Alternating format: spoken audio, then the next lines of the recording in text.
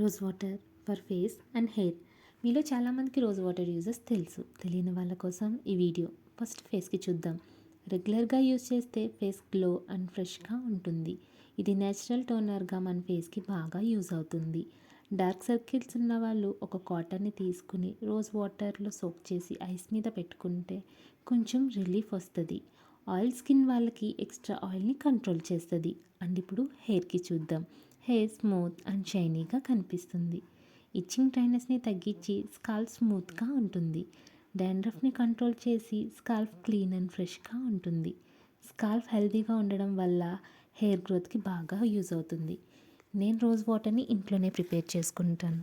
మీరు కూడా ఇంట్లోనే ప్రిపేర్ చేసుకునేటట్టయితే వాటర్లో సాల్ట్ వేసుకుని ఒక 5 మినిట్స్ రోజ్ పెటల్స్ని సోక్ చేయడం మర్చిపోవద్దు.